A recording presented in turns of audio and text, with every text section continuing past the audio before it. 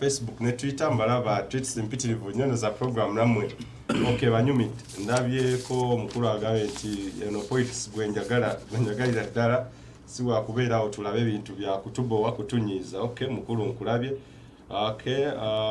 kanso tukulaba bekasanga tibiri abiri mugumu ensonga tuzitegeera tekati abamba kubako nkube simu ya WhatsApp si ya kubeera nga tokikubako kanso noza message antoziraba kasozi webale kusomesa gwanga buli kaseera mbeerako tukulaba tukufuna abenale muwetaaga okuwasomeseza ddala ekyo mukulu Katerega yes byayogerako naye abimanyi mu studio nti bikyamu bwafuluma n'abitegeera nti bituufu okay fe tulinze bulinzi President Museveni abennasse Matugga yes Matugga tujja mulaga essomo bw'abazze nga atukozesa ajja kubeera nga naye akozesebwa yandivuddeyo naffe n'atuwa ekibuga nga bwawa ab'Embale naye naffe tumulinze aveeyo katereze ebyasoba n'ebyatusuubiza okay menjagala tugenda ate ku kintu ekirala ensonga endala eya decentralization simanyi oba ebyakalala ke tuleseeyo kanso tuleseeyo omukulu Abdallah ono abadde mukulu Katerega abadde ayina ensonga gyaliko ng'atugamba mbu ekyokuwa Besigye sente mu bululu kimenya mateeka naye zisira wenkimanyi mu mateeka gonna kuba ojja n'otunulira constitution article y'enkaaga mu omusanvu eyogera ku electoral commission engeri gy'erina okukola okutambuzaamu ebyokulonda ekyokuwa sente nze sirina wenkimanyi ogenda mu electoral commission act ekyokuwa sente nga omuwadde willingly kuba ekyo kaba kasiimo abatasabye naye bagana corruption n'owo omuntu akuwe akalulu kubeera nabo bennyini bano omanyize mbaagala nnyo mu 10-point program yaabwe ensonga yaabwe yasooka yali eyo nga bagamba akalulu konna kalina kubeera free and fair temwina kubaamu ki corruption kanso njagala muwaka tatuwa bigambo atekiriwo alituwa etteeka njagala muwa information jimu omanyi bannamateeka bano asoma etteeka puliida yenna ateeka etteeka weri mu favoringira era basudde bangi mu buzibu bwa puliida oba temumanyi kiri mu ggwanga Uganda era abalaba TV bamanyi puliida muntu akusula mu katego nagani guno nja kugoza kangweterekere nja kutegeeza bannayuganda mukimanyi bulungi nti Dr. Kanokiza Besigye bw'amala okukuŋŋaanya ettoffaali mu kampeyini wakati mu 18 mu ntabwe ya ggoolo ate n'atandika n'okuzigabako olw'ensonga ze namulaba erugazi myself erugazi abantu abakooye nga bagala dokita tuwe ku ssente tunywe ku mazzi dokita okuŋŋaanyiza ku ssente jokingire n'atandika okuzigaba era ffe Besigye lwakuba ntayinza kutuwangula naye emisango gye twandisoose okumuvunaanako era tugamba bannaageera omusajja ono naye bambi olw'okuba batagenda kuwangula naye tatuwadde etteeka mukulu wamala tatuwadde etteeka atiko 67 neogenda ne electoral commission act electoral commission weganira omuntu okubeera nga awa ku candidate sente nga candidate si awadde mbadde kutegeeza bannayuganda nti akola bibiri akollectinga sente naye n'agaba naye ngenda consultinga kubanga nze siri leader sewo ndi mukulembeze ndi munabyabufuzi nze siri leader njalo genda n'omukulu ono ngenda consultinga onaku lwengenda okukomawo ngenda balaga etteeka oba twali tutandisira okufayiringa omusango ku Besigye mukulu w'amalonziza naye n'omuziza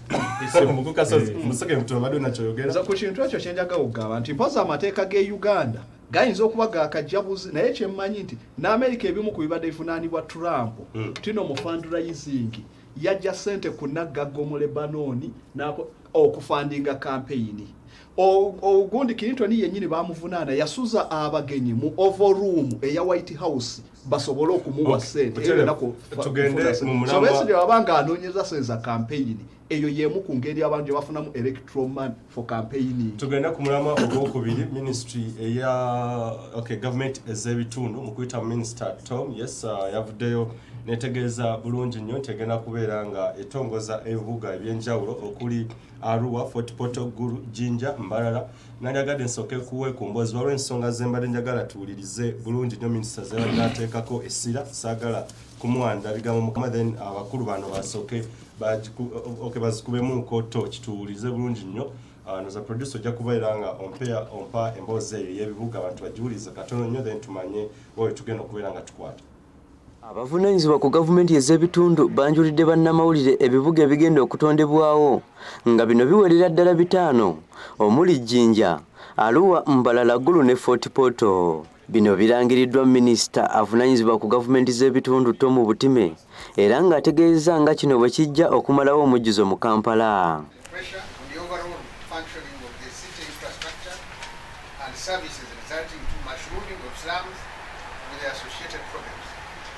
These proposed cities will reduce pressure on Kampala, capital city, by absorbing the demands of the economic actors who will get their needs addressed by the new cities. Ayongedde n'annyonnyola nga kati obuwumbi 1011 ze babadde bafuna mu kutondawo ebitundu bwe zitagenda kumala mu nteekateeka eno nga balina okwongerako obuwumbi bwa siringi za Uganda 56 bulambirira. Those 9 cities have been getting financing amounting to 111 billion after elevation to city status. They will require an additional 56 billion. Wabula bano bategeezezza ng'enkola eno bwegenda okutandika okukola mu mwaka gw'ebyensimbi ogwa 2020-2021. Bongerako nti kino kigenda kusikiriza bamusigansimbi abagenda okweyongera olw'ebibuga bino ebigenda okubanga bitondeddwawo. Ebibuga bino bwe bitondebwawo bijja n'enkulaakulana. Ffenna tukimanyi nti ebibuga birina engeri gye bisikiriza abantu. Buli omu ayagala kukolera mu kibuga, buli omu ayagala kugenda mu kibuga bw'aba agula ebintu ebirungi. Ba investors nabo baagala kujja wano mu kibuga musinza. Muterevu ndowooza minisita Tom Butime omwenge bulungi nnyo minisita wa gavumenti ez'ebitundu ng'agamba nti okutondebwawo kw'ebibuga bino ebijja Arua, Fort Portal, Gulu, Jinja, Mbalala okubeera nga babisuumusizza okubeera nga kati biri cities oba ebibuga ebinene kuba tulina enjawulo wakati wa towns ne cities. So omwidde kijja kubeera nga kikendezaako omujjuzo mu Kampala saako n'ensonga endala zayogeddeko ekyembaliriro kiwulidde nti babadde babawa obuwumbi 1011 kakati bajja kubeera nga babongerako obuwumbi 56 okubeera nga baddukanya emirimu. Eno n'ensonga ab'embaale bakwatidde ddala bubi ne banyigiriza ne bawulira n'obusungu ne bavaamu n'okwekalakaasa olunaku olwaliro ne tyagasi n'abakubwa bo nga bagamba nti ate bwe babeera bawadde ekibuga lwaki tebitandikirawo leero okusinga ate okulina nti 2021 oba 2020 ng'ebibuga ebirala bwe tubirabye. So Arua, Fort Portal, Gulu, Jinja n'Embalala bijja kubeera nga bitandika omwaka ogujja kubeera nga bikola emirimu gyabyo n'ate ebibuga ebirala nga Mbale bijja kubeera bidda mu 2021. Onyagaye tukyete buterevu nnyo kantandikire ewa mukulu Katerega. Ensonga eno wajagala nnyo. Ne tuyinza obutagimalayo olwo tuyinza okutandikawo katono tujja kuba tugidevelopinga mu maaso eyo. Enkola eno ze ya decentralization. Enkola eno njagala mu Uganda omuwe obulungi bwayo ne factors zeetedde okulaba nga bino ebibuga ebirala ebisumusiddwa okufuuka ebibuga. Ekirungi ekiri mu nkola ya decentralization actually lwakuba nti bo bakootinze ebibuga ebitaano naye ne mu district nga Luweero ne district endala waliyo sub county ze bafudde town council. Nati wano bayogedde ku cities bano bayogedde ku cities zino etaano. Ekigambo kye bayita city kintu kikulu nnyo. Tutandikirawo city church. City kye kibuga ekirina okubeera mu facility zonna naye ng'ebyo n'ebirungi ebikirimu bisalibwawo abo abakulembeze abakikulembera. Onfuna bulungi. City egenda kulonda abakulembeze baayo abakugu ne bannabyabufuzi beeterereza ekibuga kyabwe ate babawa omusimbi nga bw'olaba ogubadde ogujja mu Kampala. So ekikulu kyonna ekirimu nze kyensaba abatuuze abali mu bitundu bye bawadde ebibuga kwe kwegeka amaaso nga temutemya abo bonna bagenda okujja mu leadership ya city zaffe. Kyekikulu kyokka. Zo ssente bagenda kuziwanga mazzi zigenda kuyiika nga nkuba eva mu ggulu era owulidde nti bagenda kwongerako n'endala ssente. Kati decentralization okumanya nnungi nnyo kitegeeza nti buli kitundu kyesalirawo ensonga zaakyo nga tekigenze kubuuza ofuna kyekugamba nokyo ekyenkubiriza abantu b'omu bitundu ebyo bassebo ne banyammwe abandaba mubeere kannabwala eri abo abagenda okubeera abakulembeze nammwe mwennyini abagenda okubeera abakulembeze mubeere n'omutima ogulabirira ekitundu kyammwe mumanye nti kyetwayagaliza embazzi kibyaga asudde omuntu agenda kuva London kujja kukuza site yaffe omuntu agenda kuva gindi kujja kukuza site yaffe gwe wennyini omutuuze mu site eyo gwe olina okufuula ekintu ekyo okuba site kubanga site kitegeeza nga bwolaba e Kampala olwaleero nti awantu awali wakulukutira kasasiro mwabalaba ku luguudo wa Kira Road walinga wali poliisi ya Kira Road abayitanga waliwo obukioski kontena zikulukuta amazzi amakyafu tunundi olwaleero nga bwafaanana ndi waliwo omuddo omulungi ebimuli kale kye tusuubira okufuna mu site si kulya buli sente kuba sente z'owulya zibagenda okwongerako si zaakulya era mulye kamanye ng'akoza n'owebbwa site kitegeeza kuleeta sente n'okupulaninga obulungi nyo okutegeeza bannayuganda nti ekigambo site era bampala enywera muguwa bakugaana ne oba olinamu ettaka lyo nga tosobola developinga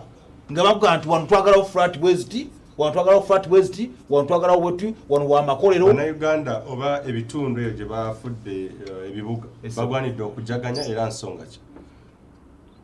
bagwanidde okujaganya kyekisooka kati kankuwa ekyokulabirako omukiise kansala agenda okuba nga akika ku lukiiko lwa site ensako gy'agenda okufuna ofuna bulungi si ensako omuntu wa municipality gyafuna omuntu akola mu site nga yinginiya mu site omusala gwagenda okufuna si byona akola mu town council gwakola ki gwafuna abasitu abasinga obungi batunulira nnyo omusolo nti baleese site tugenda kuwa emisolo miki mingi basebo ne bannyabo ne bwoba toli mu site omusolo ogwa munnayuganda waleerawo emisolo ekisuka 10 I'm telling you n'olwekyo ogamba bampadde site ngenda kuwa emisolo mingi ne bonobeera mu ggombola ogenda kuwa emisolo miki ate nga tofuna saavisi akasembayo bangi bagamba batansedde okubyogera nti eno political move oba kino kigendererwa kya President Museveni okubeera ng'ayisaamu ebyobufuzi bye omwaka 2021 abeere ng'awangula akalulu no saa 21 tulina vision 2040 NRM byetukola of course era birimu n'okubala abantu kye baagala n'obawa abantu mu kiseera ekituufu bwala president bwe yabadde mu Bunyoro Kingdom nga boogera ku bya university goza twale tumanyi nti university erina okubeera mu Bunyoro Kingdom neereeta ekintu mu kiseera ki ekituufu nga naawe olinawo benefit kano ke kaseera akatuufu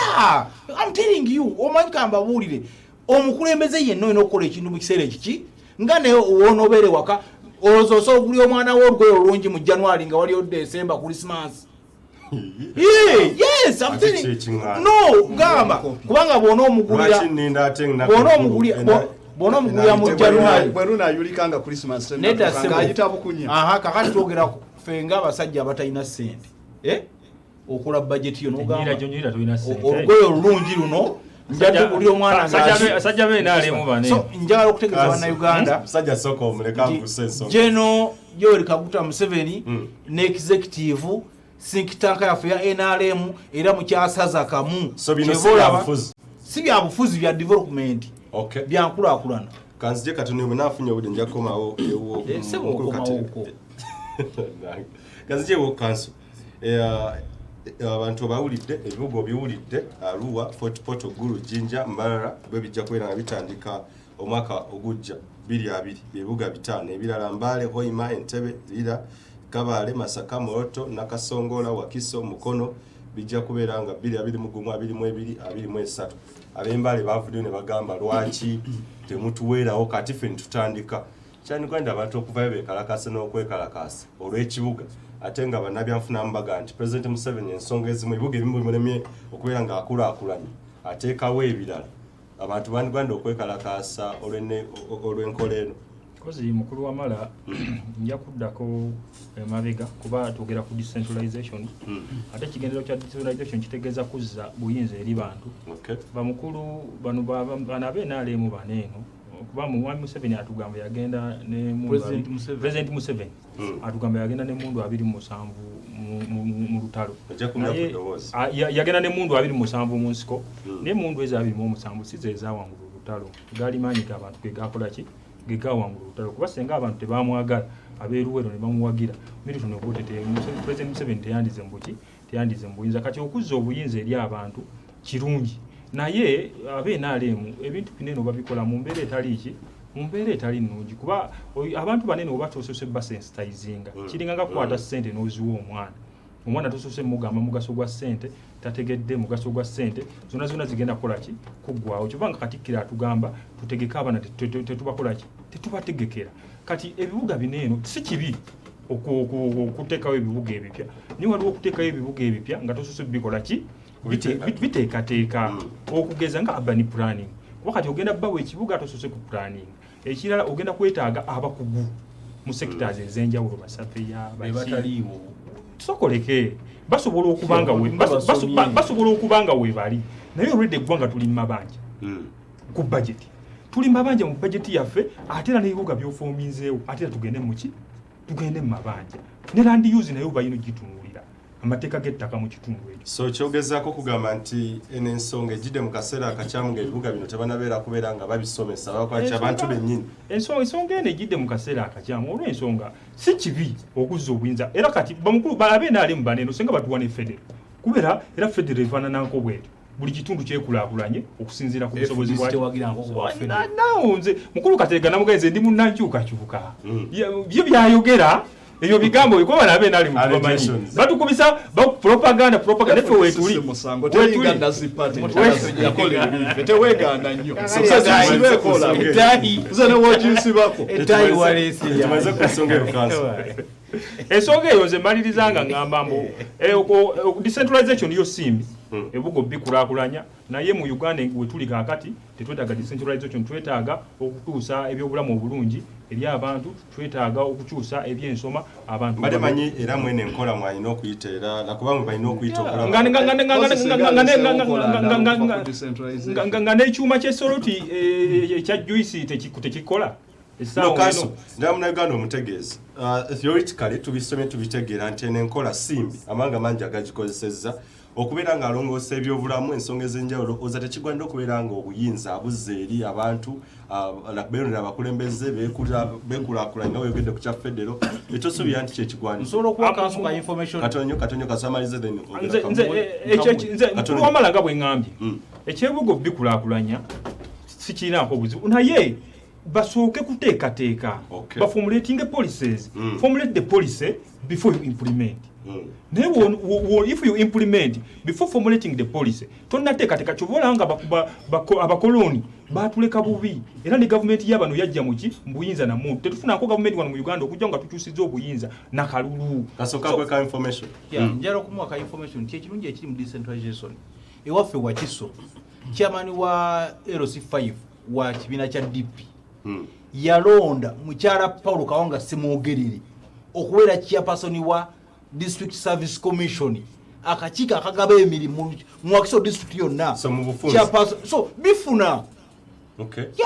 tekiriiko nti bali kibiina kya byabufuzi oba yes bifuna nnyo ekitundu kyekolerawo buli kimu kyekyagala ng'ofunika ku nsonga kansons gyewakasozidde nze ensonga yange gye ŋŋamba tetugenda kukola bintu kuba wootunuulira engeri gye ensonga oba amateeka lwaki bawa site zino site zebagenda okuwa site tezinaba na kutuusa bintu biki bikakasa mu sise kuba kati okukolektinga omusolo kuba ekiya executive wezza obuyinza wansi mu bantu eba egezaako okwejjako obuyinza bw'okusolooza emisolo oba burden y'okuteekayo akaki munayuganda somuwaako omusekeni butono biki ebifuula ekitundu okubeera ekibuga gavumenti kino kyeyakozooza kiki kyeyasinziddeko mulina okuba nga mulimu abantu abawala 5,000 ate mbanga mulina okubeerawo nga population ngeweza abantu 5,000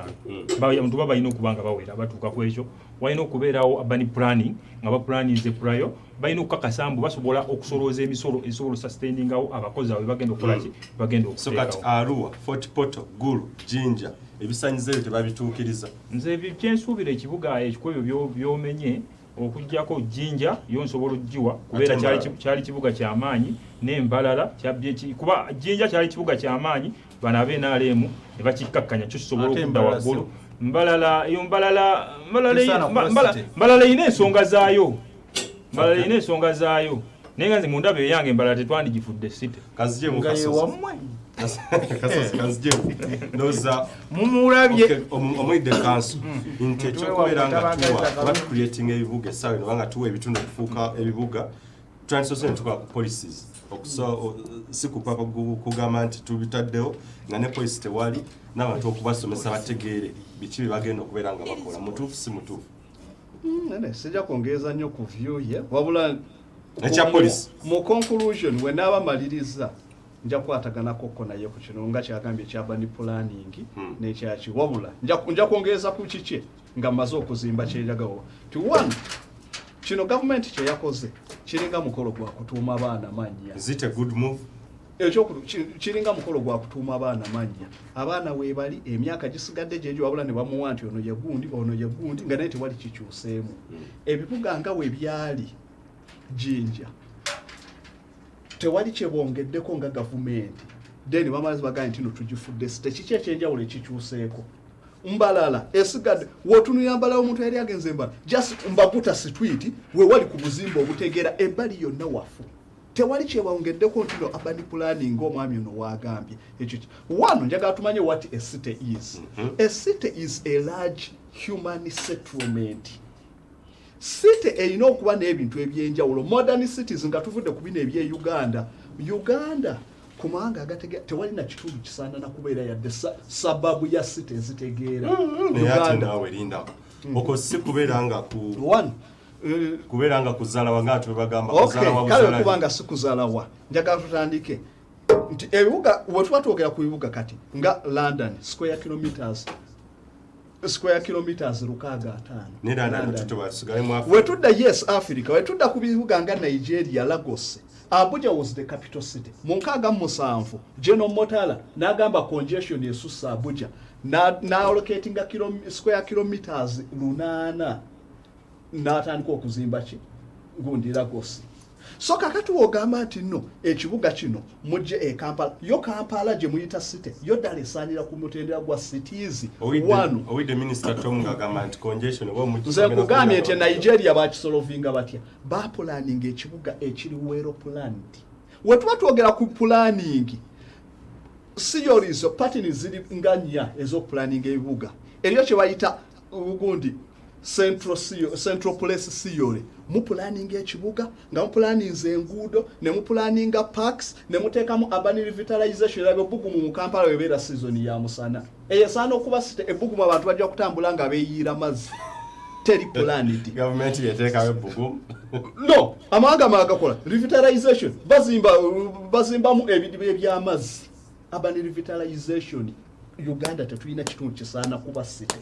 public parks Uganda tetulina kitundu amawanga jaga okulaga nti Bungereza bayina ebibuga bi Manchester byali bibuga binene bayi 1895 ne batandika urban development bamenye ebibuga bi Manchester okubisuula ku ttaka why enguudo tezaali planned labo obuguudo bwe Kampala so kyekugamba nti no Uganda ng'ogyeko President Museveni no kwaga kuwininga kalulu n'abantu okwa tulina blind multitude abantu bali informed bwe bagamba nti no city ebibuga bye tulina bifunyo bisana medieval cities ezali mu Europe 1000 abembala aba strikings obogera ko ignorance kyenkugambye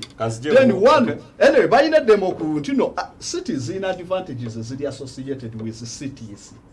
tino abantu basobola okufunako ku bulamu obulungiko naye obuwiki ne Kampala buganya amasanyazi gavaako security enfu no sanitation kazambi bamuta n'afuluma n'akulukuta ekitundu kyonna mbwe eyo city then muvudde okwo muzze kubira tewali minis zonna ze mukozeeko ku planingira bibuga eyo city okuwa ebirala ebibuga ne Kampala akyagaanye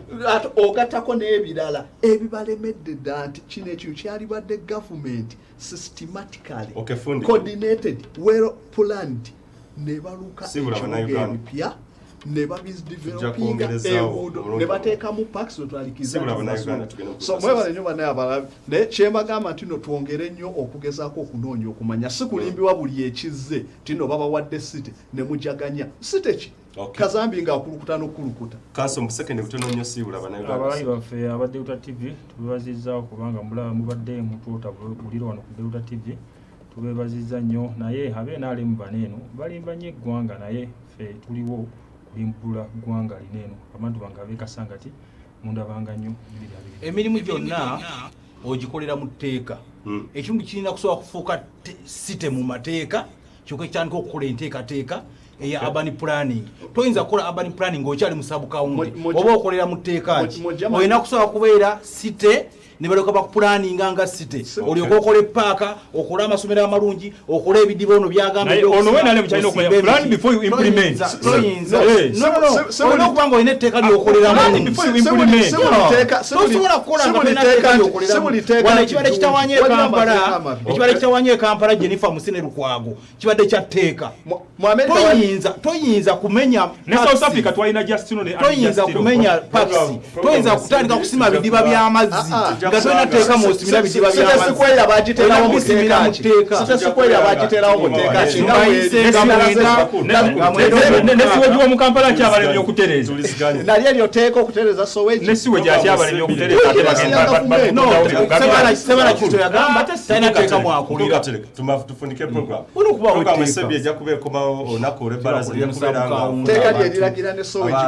bamutereza tteeka lyerina okulagira oteekawo Civil Society Budget Advocacy Group okubeera nga tukuba torch mu budget w'embali y'eggwanga ya Uganda yafulumiziddwa yayisiddwa ekikola eggwanga lyattu olukulu olwa ya 2019-2020 tujja kubeera nayo tugikuba mu torch then olw'okuinsuubira yali ambassador wa America mu Uganda tujja kubeera tuweeyamuko naye mu byobufuzi bya Uganda saako ne Africa okutwaliza awamu nja kubeera nzijukiza akanti president we Dr. Museveni watugamba mu September nti Kampala ogenda mufuula smart, clean and safe city esigadde emyezi 2 mu July financial year wenatandikira nja kukoma wano okutegeeza president nti oba Kampala kati ali smart city, clean and safe.